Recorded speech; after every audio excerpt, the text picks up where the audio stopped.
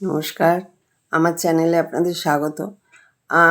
আমার তো আজ অনেক বছর হলো ডায়ালিসিস হচ্ছে, তো যার জন্য আমি এই যে ভিডিওগুলো বানাচ্ছি, এগুলো আমার নিজস্ব এক্সপিরিয়েন্স নিয়ে বানাচ্ছি। কেমন, আমি তো আর ডাক্তার নই। আপনাদের কোনো মানে সাজেশন দেওয়ার আগে যা আমার সাথে হয়েছে আমি সেটাই আপনাদের সাথে শেয়ার করছি। তো আজকে বলছি যে একটা আমাদের ডায়ালিসিস পেশেন্ট একটা ড্রাই ওয়েট থাকে। যদি আপনারা জানতে চান আপনাদের টেকনিশিয়ানকে জিজ্ঞেস করবেন। একটা ড্রাই ওয়েট হয়, মনে করুন আপনি যখন আপনার ড্রাই ওয়েট 50, আপনি যেদিন ডায়ালিসিস করাতে যাচ্ছেন সেদিন আপনার ওয়েট হয়তো হয়েছে 55। তো আপনার ড্রাই ওয়েট থেকে আপনার কতটা ওজন বাড়লো সেটা ও টেকনিশিয়ানরা বলে দেবে। ড্রাই ওয়েটের থেকে বেশি ওজন বাড়ালে তার মানে আপনার শরীরে জল জমতে শুরু করে দিয়েছে।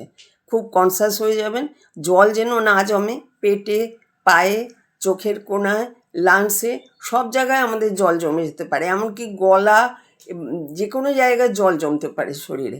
সেই জন্য জল যাতে না জমে ড্রাই ওয়েট থেকে 3 থেকে 5-এর মধ্যে থাকবেন। ড্রাই ওয়েট যত, তার থেকে 0.3 থেকে 0.5-এর মধ্যে আপনি আপনার ওয়েটটাকে রাখবেন, তার বেশি যেন না বাড়ে।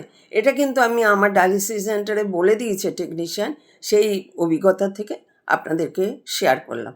জেনে নেবেন আপনারা যে আপনাদের কার কত ড্রাই ওয়েট আছে। আর ড্রাই ওয়েটের থেকে বেশি দূরে যাবেন না, তার মানেই কিন্তু আপনার শরীরে জল জমে গেছে। ঠিক আছে, আজ এই পর্যন্ত রাখছি। নিশ্চয়ই বুঝতে পেরেছেন ড্রাই ওয়েটটা কী। আর যদি ডিটেলস জানার থাকে আপনার টেকনিশিয়ান বা ডক্টর থেকে অবশ্যই জেনে নেবেন। আজ এই পর্যন্ত। আমার ভিডিও দেখার জন্য অনেক অনেক ধন্যবাদ।